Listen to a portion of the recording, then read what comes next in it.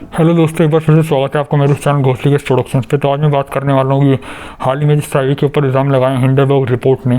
तो पिछली बार तो इन्होंने गौतम अदानी के ऊपर इल्ज़ाम लगाए थे, कुछ लफड़ा था लोन को लेकर और कुछ स्कैम्स के घोटाले को लेकर कि आर्टिफिशियली जो मैनिपुलेट किया गया शेयर्स की प्राइस को रिटेल इन्वेस्टर्स को और पब्लिक को बेवकूफ़ बनाने के लिए, और उनकी जो है इन्वेस्टमेंट के नाम पे एक स्कैम था, ये उन्होंने कहा था उनकी रिपोर्ट। इस बार उन्होंने इल्ज़ाम लगाया सेबी के चीफ के ऊपर।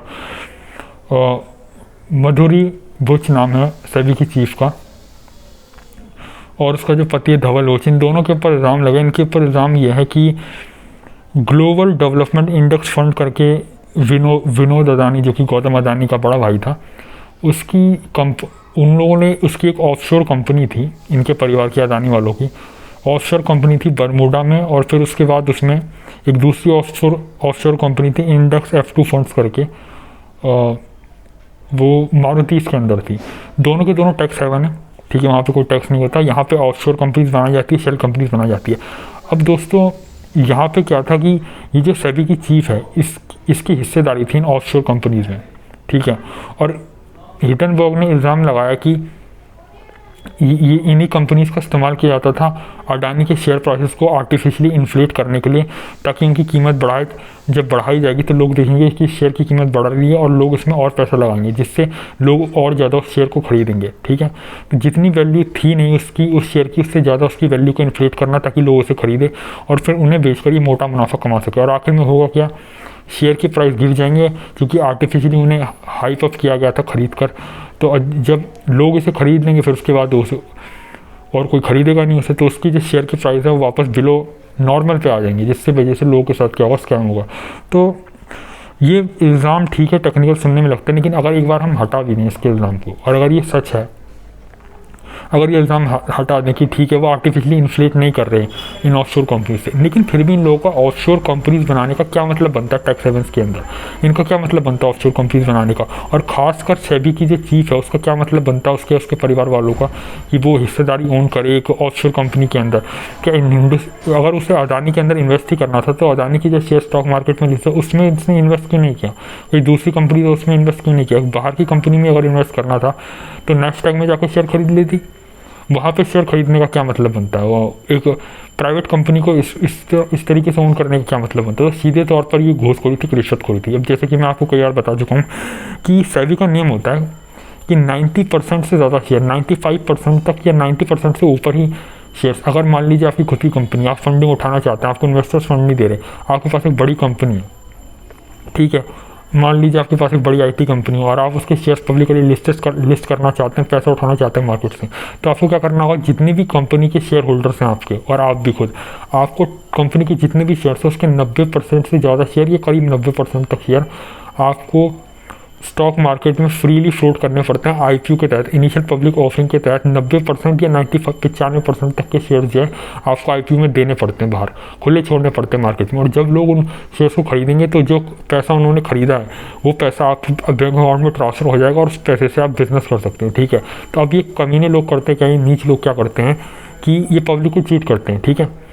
जैसे मान लो सपोज़ मैंने अपने दोस्त से उधार लेने थे पैसे, मैंने उससे पैसे उधार लिए किसी सामान को ख़रीदने के लिए, ठीक है, और मैंने उससे कहा कि मैं उसे बाद में लौटा दूंगा, लेकिन मैंने उससे वो सामान ख़रीदा, तो उससे पैसे लिए, सामान नहीं ख़रीदा, मैंने सामान नहीं ख़रीदा, मैंने उस पैसे को अपने पास ही रख लिया और मैंने कहा कि वो चीज़ मैंने ख़रीदी थी,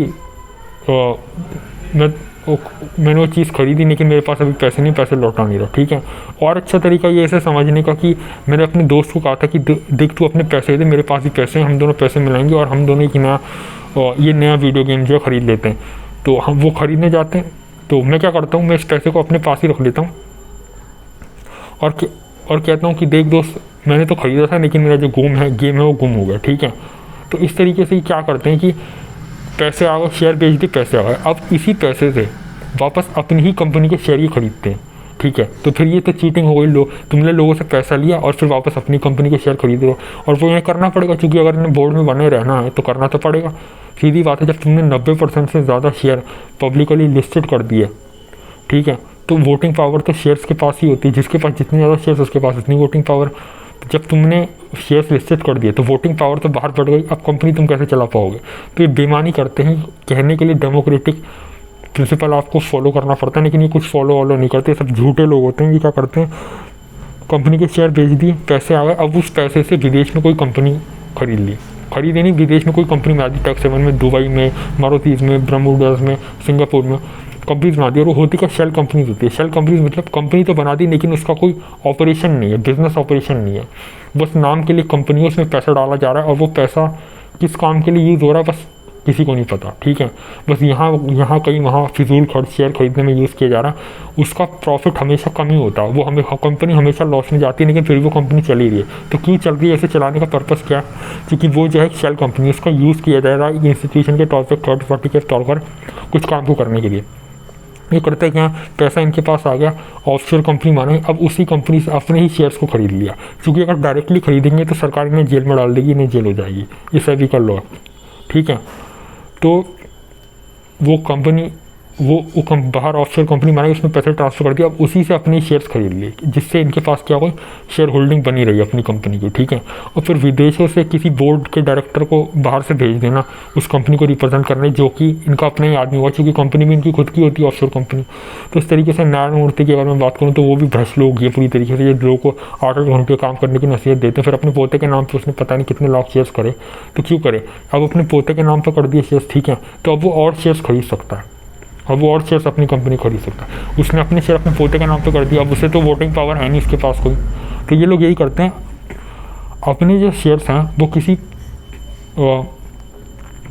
अपने रिश्तेदार के नाम पर, अपनी कंपनी के शेयर्स किसी दोस्त के नाम पर रजिस्टर करा देंगे, किसी फैमिली मेम्बर के नाम पर रजिस्टर करा देंगे। चूँकि जिसके नाम पर कराएंगे तो सीधी सी बात है, वोटिंग पावर तो इन्हीं के पास बनी रहेगी, इन्हीं के परिवार वालों के पास बनी रहेगी। ठीक है, तो बस ये तरीका होता है कि अपने ही आदमी को हम बोर्ड में रखें ताकि हम कंपनी को पीछे से कंट्रोल करते रहें। और ये लोग करते क्या है कि जैसे नारायण मूर्ति के बारे में बात करूँ, उसने अपने पोते के नाम पे कर दिया। ठीक है, अब उसने इससे अपने हिस्से के शेयर अपने पोते के नाम पे कर दिए कुछ, तो एक लिमिट होती है कि फाउंडर इतना ही परसेंट, 0.5% या 1% तक ओन कर सकता है अपनी कंपनी का, जिसके शेयर्स स्टॉक मार्केट में, NSE में, बॉम्बे स्टॉक एक्सचेंज में लिस्टेड है। ठीक है, तो अब वो और शेयर्स खरीद सकता है, क्योंकि उसने अपने कुछ शेयर किसी और को दे दिया, तो अब वो और शेयर्स खरीद सकता है 1% तक। ठीक है, और शेयर्स खरीद सकता है 1% क्राइटेरिया तक। लेकिन है तो ये चाल नहीं, चूँकि उस बच्चे को कौन सा वोट देना होता है, उस बच्चे को कंपनी चलाने की अकल थोड़ा ना, तो परिवार तो पैसा तो इन्हीं के पास रहा। तो इस तरीके से चाल चली जाती है, बाईपास करा जाता है लॉस को, और सरकार को इसमें कुछ नहीं करती, क्योंकि सीधी सी बात है, ऐसा कोई बच्चा नहीं होता जो एग्जाम हॉल में ना बैठे और चीटिंग ना करे। ठीक है, हर बच्चा चीटिंग करता है। उसी तरीके से हर कंपनी, ज़्यादातर कंपनी जितनी भी लिस्टेड हैं, उन सबके पीछे किसी ना किसी फैमिली का हाथ है। जैसे रिलायंस की बात करें, क्या रिलायंस वाले ओन नहीं करते होंगे, जब उन्होंने 90% शेयर्स रिलायंस प्राइवेट लिमिटेड के कंपनी को पब्लिक कर दिया, स्टॉक मार्केट में लिस्ट कर दिया, तो 90% शेयर तो उन्होंने खो दिया अपनी हिस्सेदारी। तो वो कर क्या रहे हैं, तो सीधी सी बात है, उन्होंने ऑफशोर कंपनी बना रखी है और अपनी ही कंपनी के शेयर खरीद रखे हैं।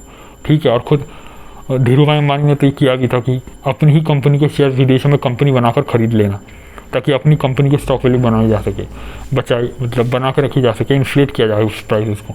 तो इस तरीके से बहुत लोग करते हैं, जबकि इलीगल है, इन्हें जेल होनी चाहिए, लेकिन इन्हें कोई जेल होती नहीं है जाहिल लोगों को। तो फिर दूसरा इल्ज़ाम जो उसने लगाया कि इस औरत ने जो क्या किया था कि REIT real estate investment trust करके एक नया क्या कहते हैं इन्वेस्टमेंट व्हीकल, एक एसेट क्लास है। इसमें है कि आपसे पैसे लिए जाएंगे और इस ट्रस्ट के अंदर पैसे लगाए जाएंगे, और ये ट्रस्ट आपको रेवेन्यू जनरेट करके देगा, रिटर्न देगा आपको। ये ट्रस्ट करता है कि ये कई सारी रियल एस्टेट प्रॉपर्टीज़ को ओन करता है, जिनसे रेंटल इनकम यील्ड होती है, जिनसे प्रॉफिट कमाया जा सकता है। कई सारी रियल एस्टेट प्रॉपर्टीज़, कोई मॉल खरीद लिया, कोई कमर्शियल प्रॉपर्टी खरीद ली, कोई फ्लैट्स खरीद लिए, कोई बिल्डिंग्स खरीद ली, कोई इंफ्रास्ट्रक्चर खरीद लिया, कोई वर्किंग स्पेस खरीद लिया, ताकि रेंटल इनकम आती रह सके, और उसी रेंटल इनकम को, उसी प्रॉफिट को डिस्ट्रीब्यूट करना इन्वेस्टर्स के बीच जिन्होंने REIT में इन्वेस्ट कर रखा। तो ये माधुरी बुच जो थी, माधुरीपुरी बुच, इसने तो खूब मतलब प्रमोट किया था REIT को, बहुत अच्छा इसने अप्रूवल दिया था, और इसे ब्लैकस्टोन लेके आया था इस एसेट क्लास को। और इंडिया के अंदर जब ये एसेट क्लास आया तो इसे दोबारा से फिर ब्लैकस्टोन ने ही जो है फंड किया, स्पॉन्सर किया, और खूब इसका जो पति था इस औरत का, ये खुद एक सीनियर एडवाइज़र था उसमें, जबकि उसे कोई एक्सपीरियंस नहीं इक्विटी फर्म का, उसे कोई एक्सपीरियंस नहीं रियल एस्टेट का। उसके लिंक्डइन पे भी जाओगे तो सप्लाई चेन मैनेजमेंट, उसने हिंदुस्तान यूनिलीवर के अंदर काम करा था, जो कि कंज्यूमर प्रोडक्ट कंपनी है। तो कंज्यूमर प्रोडक्ट कंपनी वाले के इन्वेस्टमेंट फील्ड के अंदर जाकर क्या काम कर रहा है, जिसे कोई एक्सपीरियंस भी नहीं है, वो भी एक सीनियर पोजीशन पे, एक एडवाइज़र के तौर पर। तो जिस बंदे ने पूरी ज़िंदगी भर कंज्यूमर प्रोडक्ट बेचे, हैंड वॉश बेचा, FSSI प्रोडक्ट बेचे, कोलगेट बेचा, उससे क्या समझ इक्विटी की, इन्वेस्टमेंट की, रियल एस्टेट की, और वो जाके वहाँ एडवाइज़र बना पड़ा। तो सीधी सी बात है, एक तरह की घूसखोरी थी, एक तरह की रिश्वतखोरी थी, ठीक है। और फिर वो उसे जो है इतना प्रमोट कर रही थी। और फिर 2 ट्रस्ट और ब्लैकस्टोन की, एक नेक्सस ट्रस्ट था, एक पता नहीं कौन सा दूसरा ट्रस्ट था, नेक्सस ट्रस्ट था, दूसरा ट्रस्ट मुझे नाम याद नहीं आ रहा, 2 REIT ट्रस्ट, उन्हें भी फंड मतलब जो है उनको IPO लॉन्च करने की अप्रूवल देना, उन 2 REIT ट्रस्ट को। एक नेक्सस ट्रस्ट था और दूसरा ट्रस्ट मुझे याद नहीं आ रहा कौन सा था, हाँ माइंडस्केप ट्रस्ट। इन दोनों ट्रस्ट को IPO लॉन्च करने की परमिशन देना इंडियन स्टॉक मार्केट के अंदर, नेशनल सिक्योरिटी एक्सचेंज के अंदर, NSE के अंदर। तो ये भी इस तरह से स्कैम करना, ये तो इन लोगों की शुरू से ही मतलब ये आते रही हैं। और इसे जो बिठाया है माधुरी जो बुश है, इसका जो पति है धवल बुश, इसके रिलेशंस थे नरेंद्र मोदी के साथ, जो अभी करंट प्राइम मिनिस्टर है। और इन लोगों ने कुछ नहीं किया, सिर्फ मतलब ऐसी किसी जान पहचान गवर्नमेंट अपॉइंट करती है सेबी के चीफ को। तो इसने काफ़ी ज़्यादा काम किया था जब नरेंद्र मोदी CM था गुजरात का। जब PM बना तो इसी की औरत को जो है वो चीफ बना दिया वहाँ पे। और फिर ये आदमी खुद जाकर ब्लैकस्टोन विदेशी कंपनी में सीनियर एडवाइज़र लग जाता है, जबकि इसका कोई रोल है नहीं इस कंपनी की, इस इंडस्ट्री से। ये कंज्यूमर इंडस्ट्री में काम करने वाला, कंज्यूमर प्रोडक्ट्स में काम करने वाला, और रियल एस्टेट के अंदर चला जाता है। तो इस तरह की चीज़ें करना तो सीधी सी बात है, शक होता ही है। और ये स्कैम ही कर रहे हैं, लोगों को लूट ही रहे हैं, और क्या कर रहे हैं, कॉमन सेंस यही बताता है लोगों का। तो फिलहाल के इस वीडियो में इतना ही। तब तक आप चैनल को लाइक कीजिए, सब्सक्राइब कीजिए, मैं और इस चीज़ को कवर करूँगा। Thank you.